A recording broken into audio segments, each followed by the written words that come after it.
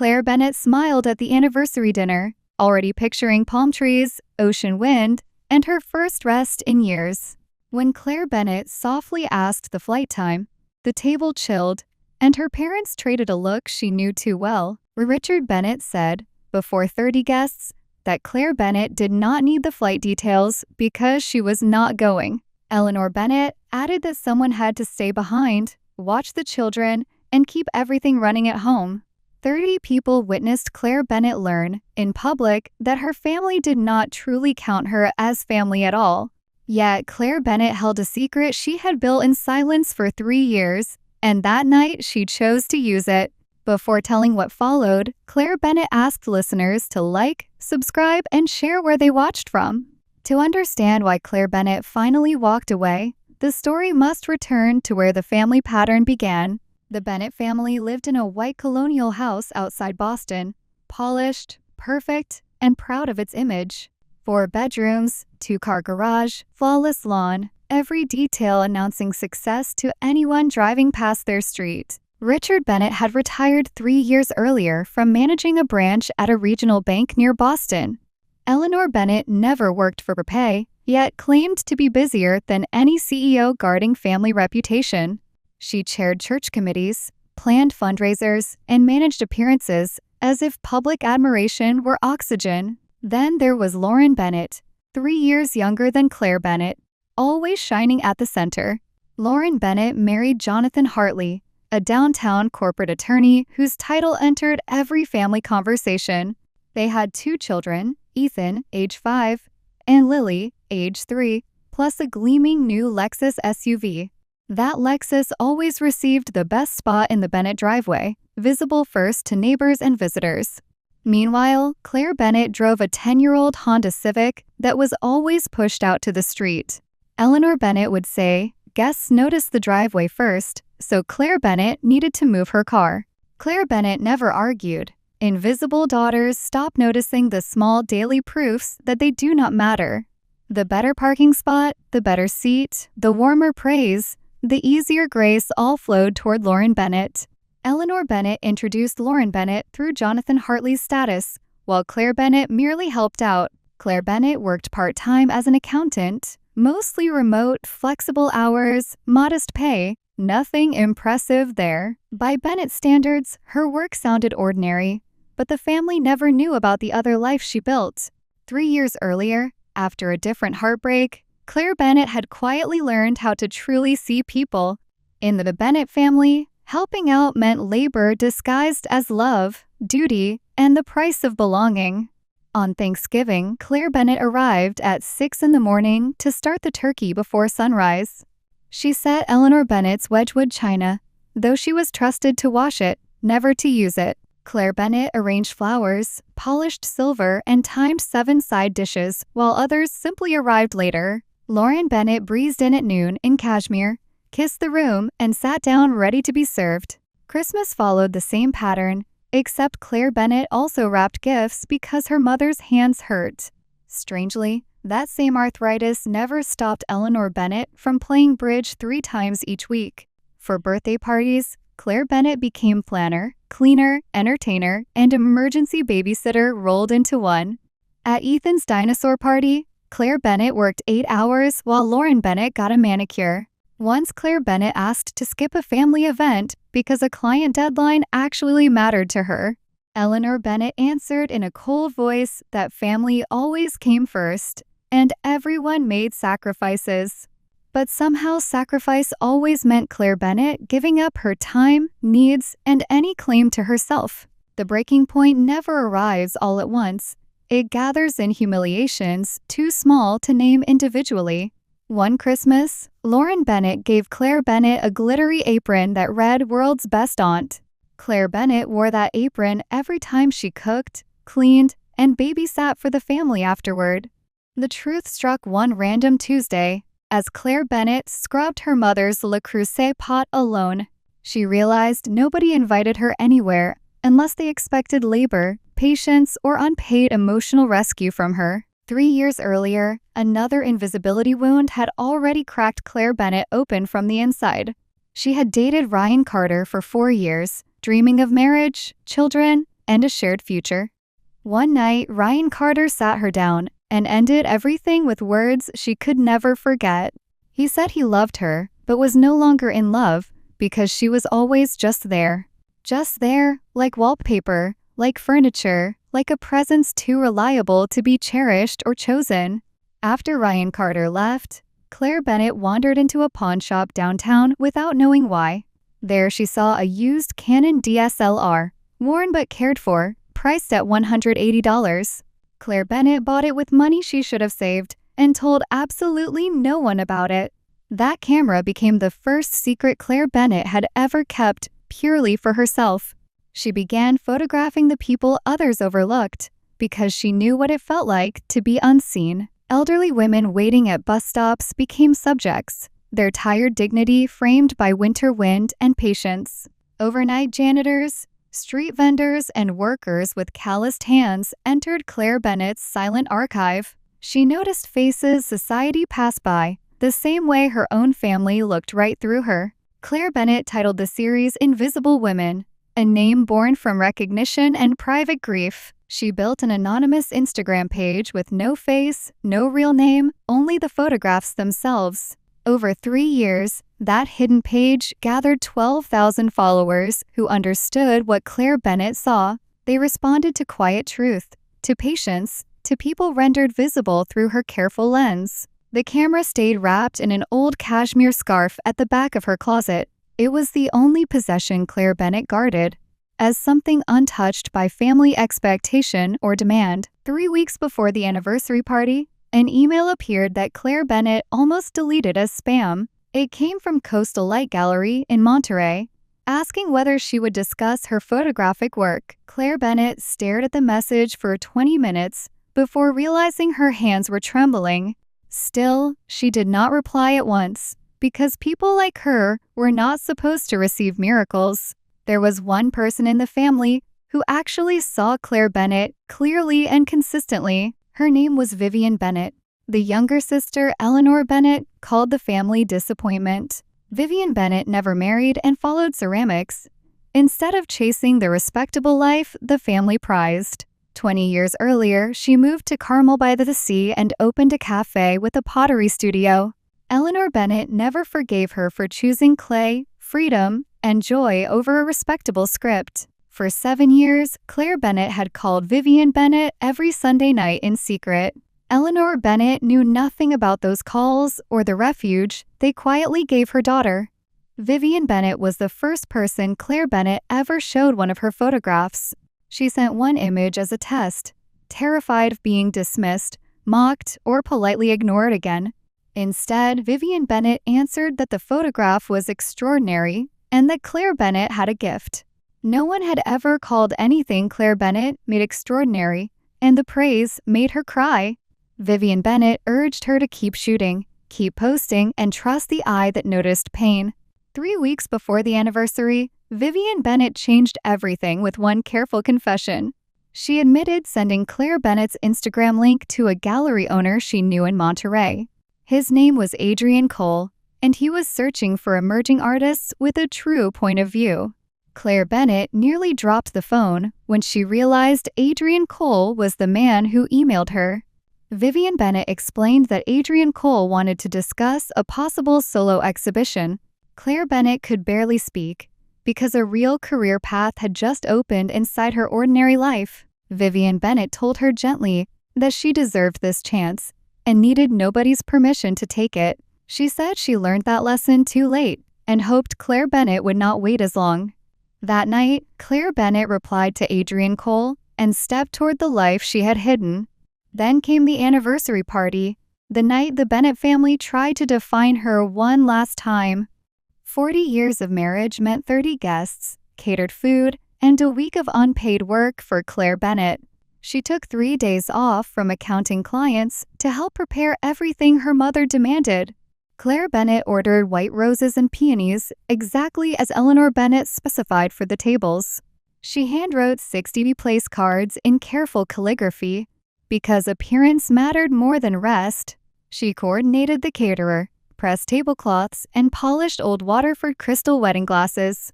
On the day itself, Claire Bennett arrived at 7 in the morning, wearing jeans and a t-shirt. There was no reason to dress up when she would spend 10 hours in the kitchen working. By 6 that evening, the house glowed with candles, china, crystal, and staged perfection. Only then did Claire Bennett change into a simple black dress that asked for no attention. In the hallway, Eleanor Bennett inspected her daughter and frowned at the modest dress. When Claire Bennett said black felt appropriate, her mother agreed only if she stayed in the background. Today, Eleanor Bennett said, the celebration was about her and Richard Bennett, not anyone else. Claire Bennett nodded, because nodding had been her survival language for 32 years. Guests arrived at 7 in sports coats, cocktail dresses, polite smiles, and assumptions about this family. They thought they knew the Bennetts, but almost none of them truly knew Claire Bennett at all. Lauren Bennett entered at 7:15 in a red wrap dress timed for maximum admiration and effect. Jonathan Hartley followed in a charcoal suit, while Ethan and Lily looked like catalog children. Eleanor Bennett rushed to praise Lauren Bennett, Jonathan Hartley, and the precious grandchildren. From the kitchen doorway, Claire Bennett watched while balancing a tray of bruschetta. Her mother presented Lauren Bennett proudly and highlighted Jonathan Hartley becoming a partner at his firm. Guests applauded as if that title belonged to all of them and confirmed the family narrative. No one mentioned that Claire Bennett had done Jonathan Hartley's taxes for free for 3 years. She moved through the room with appetizers, refilling glasses and smiling at strangers who mistook her role. One guest asked whether Claire Bennett worked for the catering company while reaching for a crab cake. Before she could answer, Eleanor Bennett called her the other daughter and said she was helping out. The woman smiled politely, accepted that explanation, and turned away without another thought.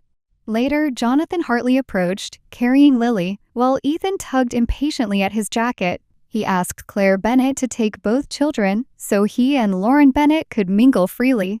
There was no gratitude in his voice, only assumption, as if passing off luggage to staff. Claire Bennett fed the children in the kitchen, while the party continued beautifully without her. She wiped Lily's juice-stained dress and told Ethan stories to keep him calm. When Claire Bennett finally emerged, dessert was being served, and nobody had saved her a plate. The announcement came at 9, just after tiramisu landed, and every guest leaned in expectantly. Richard Bennett stood and tapped his champagne glass, charming and rehearsed in the warm silence. He thanked everyone for celebrating 40 years of marriage, family, home, and the life they built. Beside him, Eleanor Bennett beamed while Lauren Bennett clasped Jonathan Hartley's hand proudly.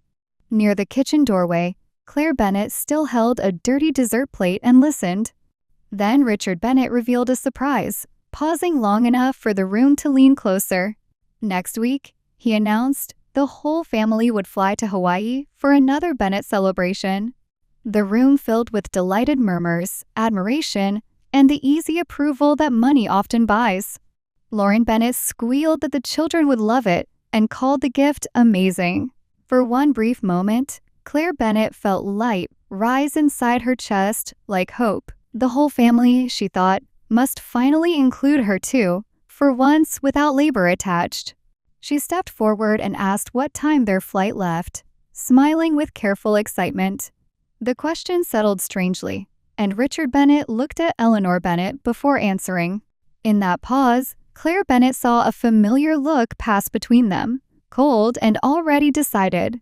Slowly, Richard Bennett said Claire Bennett did not need the flight time because she was not going.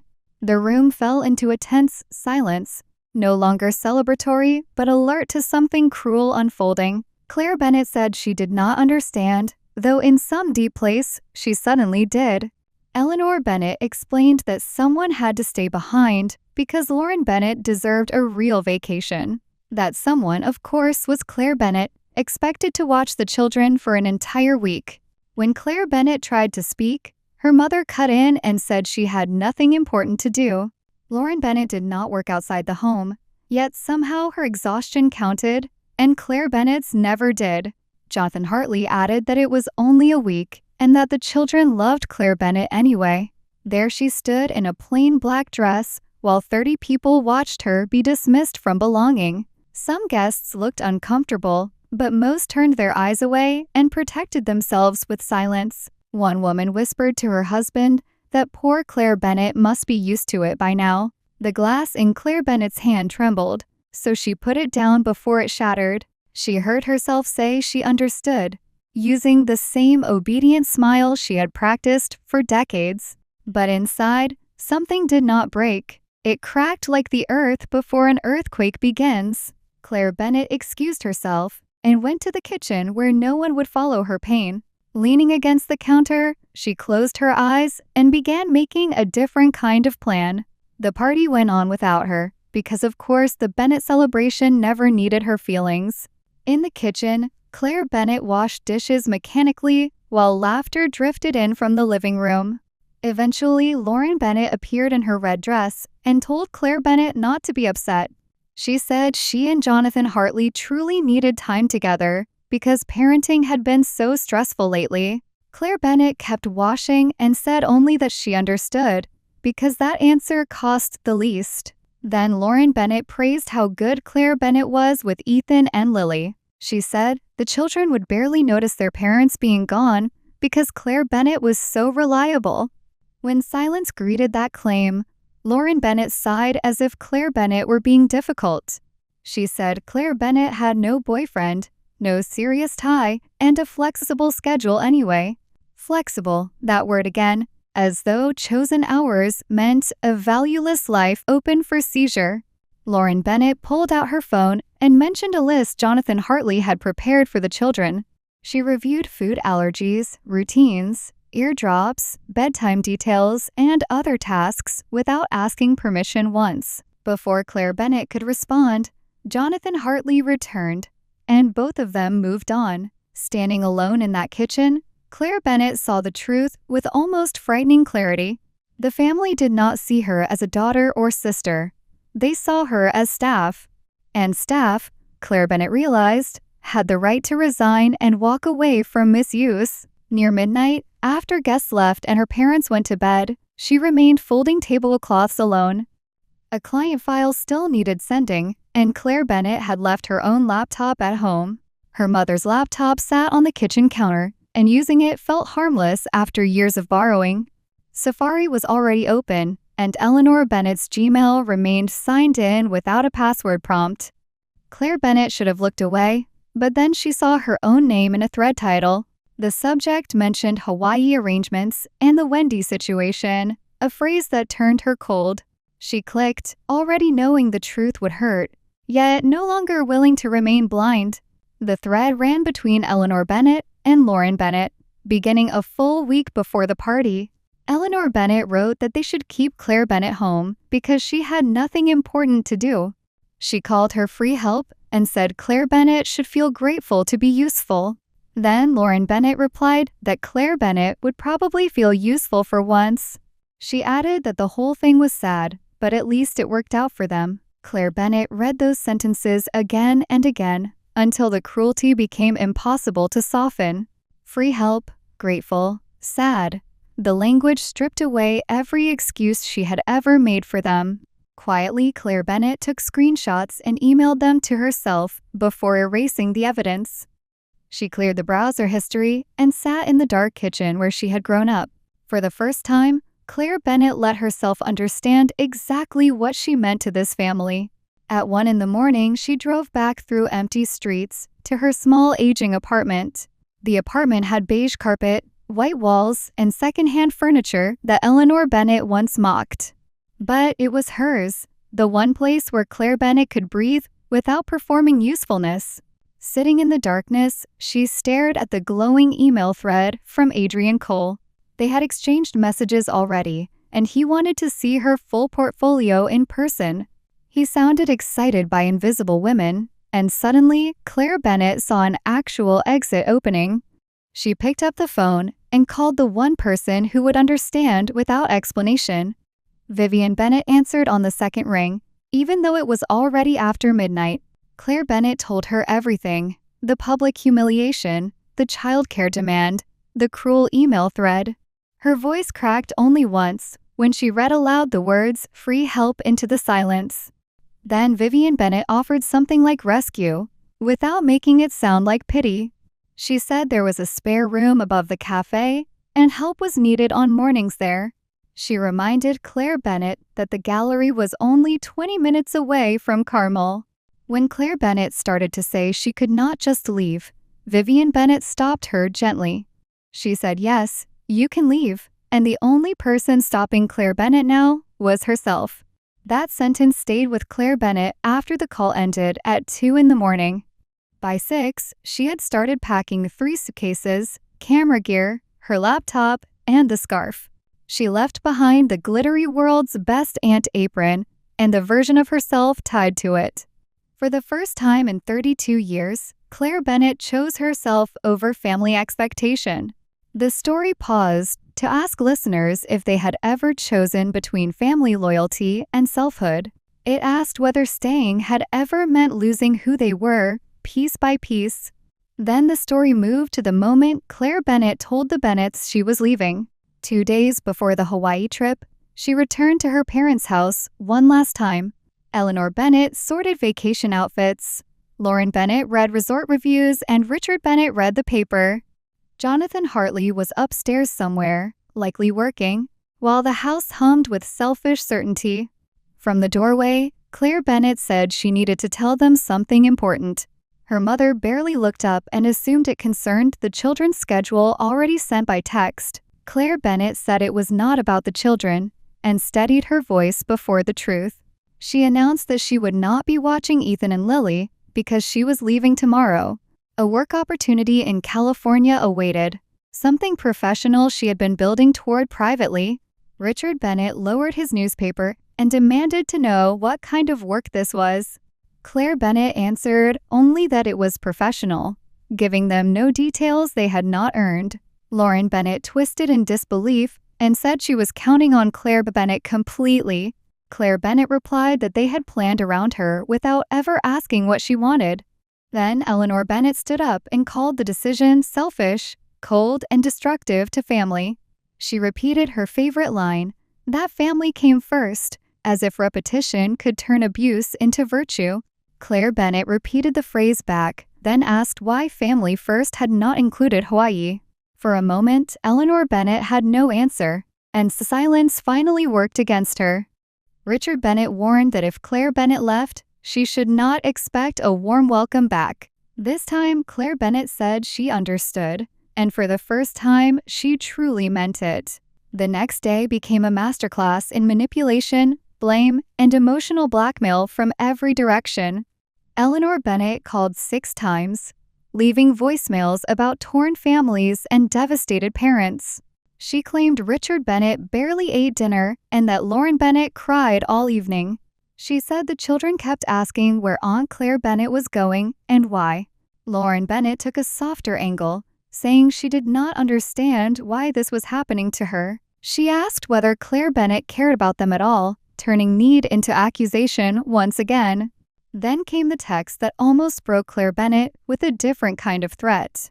Lauren Bennett warned she would end up alone, just like Vivian Bennett, if she left. The family meant that comparison as an insult, a caution, a future no woman should want. But Claire Bennett saw something else. Vivian Bennett had art, work, freedom, and joy. Maybe ending up like Vivian Bennett was not a warning but a promise worth driving toward. So Claire Bennett turned off her phone and walked through her apartment one final time. 3 suitcases waited by the door, while the life she built for others remained behind. She taped the spare key to an envelope and slid it under the landlord's door. The month-to-month lease was paid through January, allowing a clean break with no unfinished tie. At sunrise, Claire Bennett loaded her Honda Civic, the same car her mother had always judged. That old reliable car would carry Claire Bennett farther than Bennett approval ever had. She did not look back when she pulled away from the curb and headed west. The drive from Boston to Carmel could take 45 hours, but Claire Bennett did not rush. She stretched the trip across 5 days, sleeping in roadside motels and eating in anonymous diners. Somewhere in Nebraska, Claire Bennett stopped at a rest area and watched the prairie sunset. Gold and pink spread across the horizon, and she photographed it as her first image of freedom.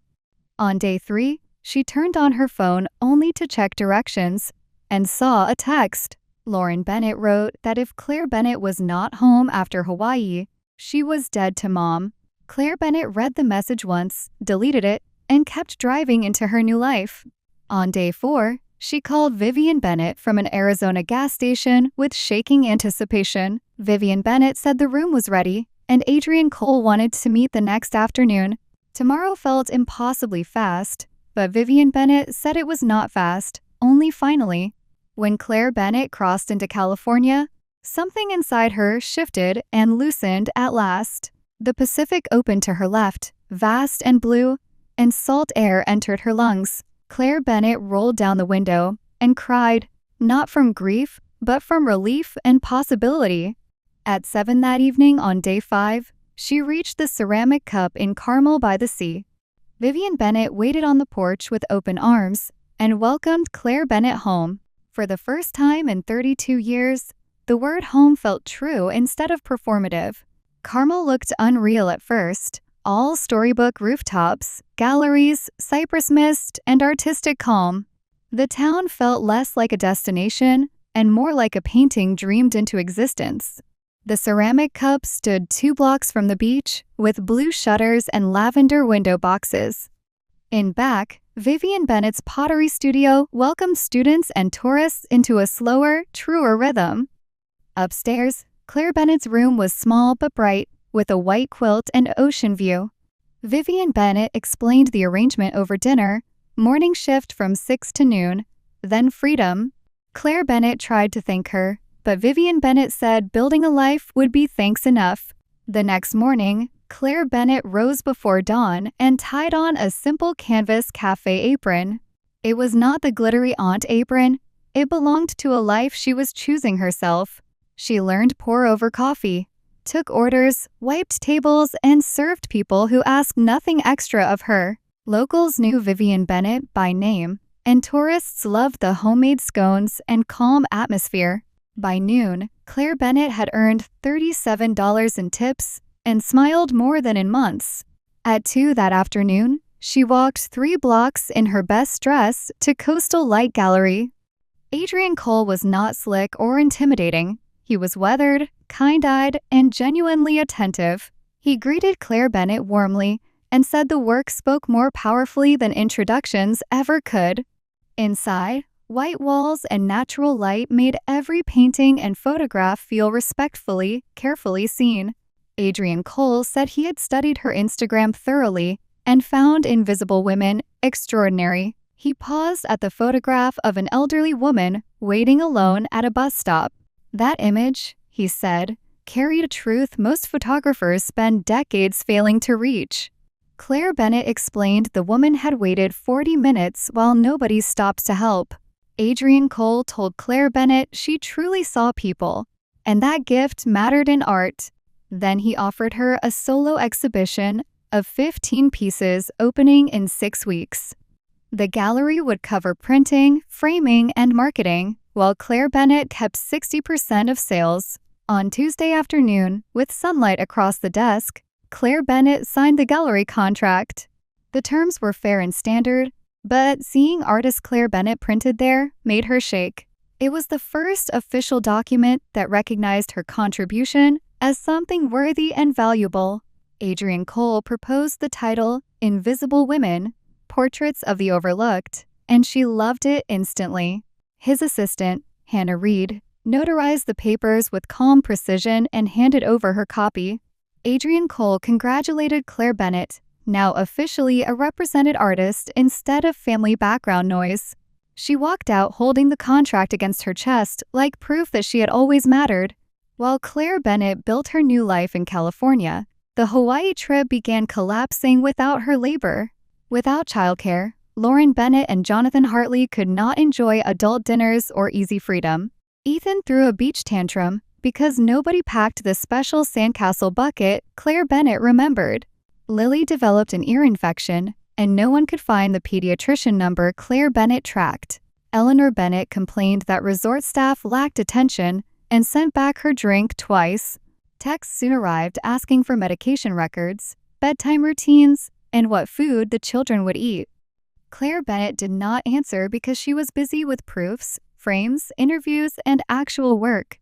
Absence taught the Bennetts what they had treated as invisible infrastructure provided by one daughter. On day 6 in Hawaii, Lauren Bennett searched Claire Bennett's name online for the first time. 6 weeks later, Claire Bennett stood inside Coastal Light Gallery on the opening night of her show. 15 photographs hung on the walls, each framed simply, lit softly, and finally given public space. A string quartet played in one corner, while a bartender poured champagne for 50 invited guests. Local artists, collectors, a journalist, and new friends moved through the rooms to see Claire Bennett's work. Wearing a navy dress and lipstick, Claire Bennett felt terrified because being visible was still new. Vivian Bennett placed champagne in her hand and asked how she was feeling in the moment. Claire Bennett admitted she feared nobody would buy anything despite all that beauty around her. Vivian Bennett nodded toward the bus stop photograph, where a red dot had already appeared. Evelyn Parker, a major collector, had just bought that piece for $3,000. $3,000 for one photograph made Claire Bennett dizzy with disbelief and recognition. Then, Adrian Cole approached to introduce a magazine writer considering Claire Bennett for a cover feature. Mid-conversation, the gallery door opened and Lauren Bennett and Jonathan Hartley walked in. They still looked sunburned from Hawaii and completely out of place among serious collectors and artists. Lauren Bennett rushed toward Claire Bennett with open arms and forced concern on her face. She said they had been so worried and that their mother had tried desperately to find her. Jonathan Hartley looked around and called the gallery a nice place, missing the entire point. Claire Bennett answered that it was a gallery and, more specifically, her opening night. Only then did Lauren Bennett truly notice the photographs, guests, price tags, and public attention. Confused, she asked since when Claire Bennett did this, as if art had arrived overnight. Claire Bennett answered that she had done it for 3 years, and nobody had ever asked. Vivian Bennett moved beside Claire Bennett, silently protective while Adrian Cole observed from across the room. Lowering her voice, Lauren Bennett revealed she was pregnant again and needed Claire Bennett home. She said Jonathan Hartley was overwhelmed, their mother was unhelpful, and she truly needed her sister. There it was again, not apology, not pride, not congratulations, only need pressed into duty. Claire Bennett replied that she was in the middle of her opening night and not leaving it. Lauren Bennett waved vaguely at the exhibition and said they could discuss the art later. What mattered now, she insisted, was knowing when Claire Bennett planned to come back to Boston. Vivian Bennett cut in and said clearly that Claire Bennett was not coming back at all. Jonathan Hartley objected that this was family business, and Vivian Bennett laughed sharply at that phrase. She reminded them the same family had called Claire Bennett free help in private emails. Around them, guests stopped pretending not to hear and began listening with open interest. Evelyn Parker stepped closer, curious why a young artist's family wanted her as unpaid childcare. Lauren Bennett begged to speak privately, but Claire Bennett had spent too long whispering. She asked listeners what they would say if family came not to celebrate, but to reclaim them. Then Claire Bennett answered for herself by stepping into the center of her own exhibition. She congratulated Lauren Bennett sincerely on the pregnancy, but said she would not return to babysit. When Lauren Bennett tried to interrupt, Claire Bennett held the floor and kept speaking clearly. She said they could hire a nanny because Jonathan Hartley earned plenty and had always spent freely. What they could not do, she said, was hire her, because they had never paid her at all. Gesturing to the gallery walls, Claire Bennett said this was her work, not a hobby. She explained she had built this life for 3 years while her family assumed she had none. Then she pointed out that one photograph had already sold for $3,000 that evening. 4 works were sold already, totaling $8,000. Clear proof that her work had value. Claire Bennett said her work had value because she had value, and she would not return as free help. Silence filled the gallery until Adrian Cole began clapping, and Vivian Bennett joined him. Evelyn Parker raised her champagne glass, and then the entire room followed with applause for Claire Bennett. It was not applause for drama, it was recognition that she had finally claimed her own worth. Calmly, Claire Bennett wished Lauren Bennett a healthy pregnancy and turned away without gloating. 20 minutes later, the gallery doors opened again, and this time her parents entered together. Eleanor Bennett wore her Burberry trench while Richard Bennett looked uneasy and out of place. Eleanor Bennett marched through the room like she still owned every space her daughter stood in. She said they needed to talk, using the same controlling voice from Claire Bennett's childhood. Claire Bennett moved to intercept them before they could poison the evening further. Her mother accused her of disappearing and abandoning family when they needed her most. Claire Bennett answered that Lauren Bennett was pregnant and wealthy, not struggling, only inconvenienced. Eleanor Bennett called that cruel, and Claire Bennett replied that her old obedient self was gone. She said the version of her they wanted had never been loved, only depended upon and used. Richard Bennett tried to soften things, but Claire Bennett cut through the familiar script. She said she knew exactly what they always meant. Family first, sacrifice more, stop being selfish. Then she asked the question no Bennett had ever answered honestly before. If family came first, why was Claire Bennett excluded from Hawaii while still expected to serve them? Neither Richard Bennett nor Eleanor Bennett had any real answer to that contradiction. Finally, Eleanor Bennett dismissed Hawaii as one trip and said someone simply had to stay with the kids. Claire Bennett asked why that someone was always her and never anybody else in the family. Her mother answered because Claire Bennett had time, no husband, no children, and therefore no excuse. That was when Claire Bennett chose to use the screenshots she had carried since Boston. She opened her phone and said she wanted to read something her mother once wrote. Eleanor Bennett went pale before the words were even spoken out loud in public. Claire Bennett read the email about keeping her home because she had nothing important to do. She read the line calling her free help and saying she should be grateful for usefulness. Then she read Lauren Bennett's reply saying Claire Bennett would feel useful for once. The gallery fell silent again, every eye fixed on the Bennett family and the truth. Richard Bennett asked where she found the email, but Claire Bennett said that part no longer mattered. What mattered was that they wrote it and that it revealed exactly why she had left. She said they had never seen her as family, only as staff, and staff could quit.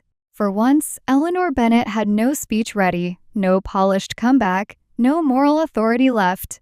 Then Jonathan Hartley snapped that the entire scene was ridiculous and overblown over babysitting. He said not everyone got to run away and pretend to be an artist. Evelyn Parker answered coldly that she did not pay $3,000 for pretend. Jonathan Hartley argued that outsiders did not understand this family, as if that would save him. Evelyn Parker said she knew enough. The artist saw overlooked people, and her family overlooked her too.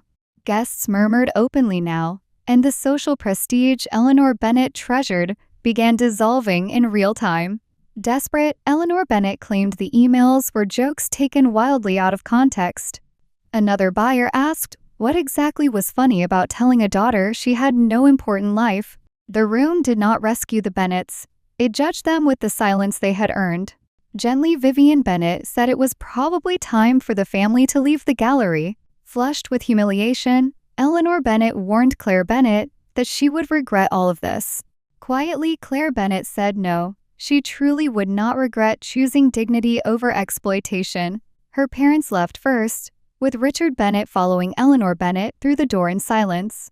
Lauren Bennett remained a moment longer, mascara smudged, looking suddenly much younger and smaller. She said she had not known Claire Bennett felt this way, and assumed she liked helping. Not unkindly, Claire Bennett said no, they had simply never thought about her at all. She wished Lauren Bennett a healthy pregnancy and happy children, but not herself as their living help. If Lauren Bennett wanted a relationship, Claire Bennett said it would have to become equal. Lauren Bennett nodded through tears. though understanding and agreement were not yet the same thing. Jonathan Hartley placed a hand on her shoulder and, for once, offered no argument at all. After they left, the gallery seemed to release one long, shared breath back into the room. Vivian Bennett wrapped an arm around Claire Bennett and asked softly if she was all right. Claire Bennett laughed shakily and said she had just confronted her whole family at her art opening.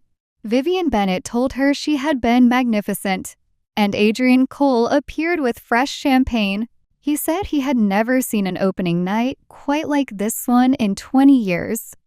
When Claire Bennett asked whether that was good or bad, he smiled knowingly.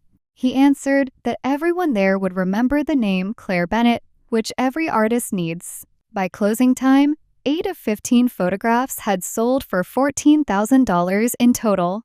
Under the contract, 60% meant Claire Bennett would receive $8,400. The figure exceeded what she earned in 3 months of part-time accounting work back in Boston. Adrian Cole handed her a printout of the evening's transactions, half practical report, half revelation.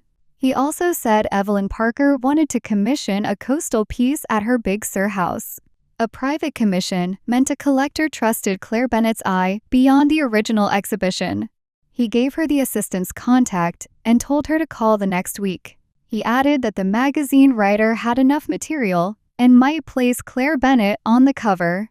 Later, upstairs above the cafe, Claire Bennett photographed the first check she ever earned from art. It was payable to Claire Bennett for $8,400, tangible proof of worth. She did not post the image anywhere. She kept it only to remember what validation felt like.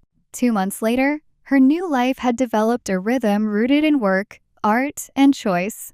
At 5 each morning, Claire Bennett watched sunrise over the Pacific before opening the cafe at 6. She worked until noon serving coffee and greeting regulars who knew her as the photographer now. Afternoons belonged to editing, printing, and the small studio space she rented near the cafe. The first exhibition had closed, but Adrian Cole had already scheduled a second for spring. This new series was called Boundaries, exploring edges, thresholds, and the cost of crossing oneself. The title felt right because Claire Bennett now understood where family ended and self began. In October, Carmel magazine placed Claire Bennett on its cover beneath a headline about learning to see herself. The article told her story with names adjusted, but the central truth remained visible and intact.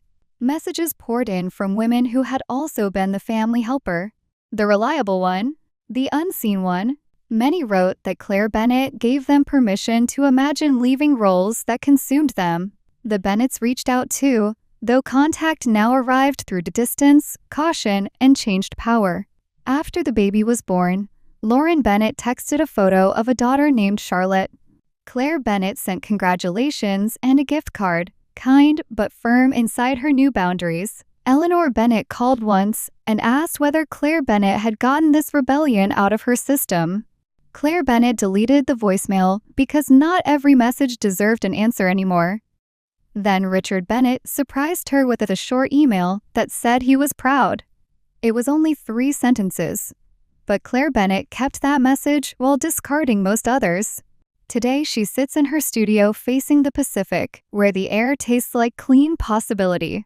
The old Canon from the pawn shop still rests on a shelf, battered but faithful. Beside it sits a newer camera bought with money Claire Bennett earned from her own art.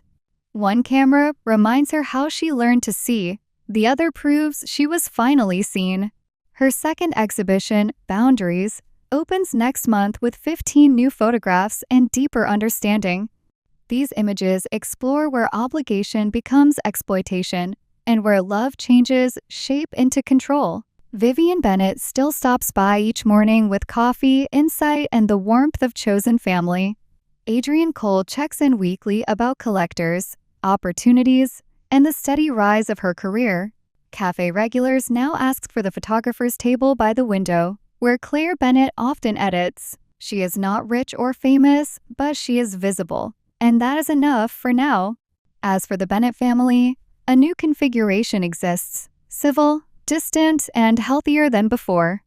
They exchange Christmas cards, birthday texts, and occasional updates about the children, but nothing more. Claire Bennett has not returned to Boston and would do so only as a visitor, never help. One day, she found an old self-portrait taken in the mirror of her Boston apartment. The woman in that image looked tired, defeated, and still waiting for permission to exist. Claire Bennett deleted the self-portrait because that version of her no longer lived here. In her place stands a woman who takes up space and creates beautiful things without apology. She says no when she means no, and yes only when the choice belongs to her. The true ending is not revenge or even triumph, it is freedom and self-recognition. Psychologically, Claire Bennett's story reflects parentification inside a family system built on imbalance. She carried adult responsibilities without equal care, gratitude, or reciprocal protection from the people she served. She also lived as the scapegoated child while Lauren Bennett occupied the golden child role. In such systems, one daughter gets praise and resources while another gets duty without acknowledgement. The lesson is not that family is meaningless, but that boundaries are not betrayal.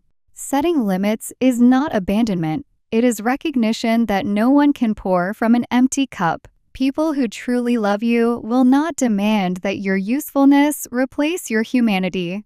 Your worth is not measured by how much labor others can extract from your silence. It exists before service, outside approval, and long before anyone finally says they are proud. Sometimes the bravest response is not argument, revenge, or pleading for recognition from the wrong people. Sometimes courage looks like walking away, building your own life, and letting that life speak for you. If you are living like Claire Bennett once did, remember that your dreams do not need permission. You are allowed to choose dignity, work, distance, healing, and rooms where your name is spoken with respect. And when love asks you to disappear so others stay comfortable, that is not love at all.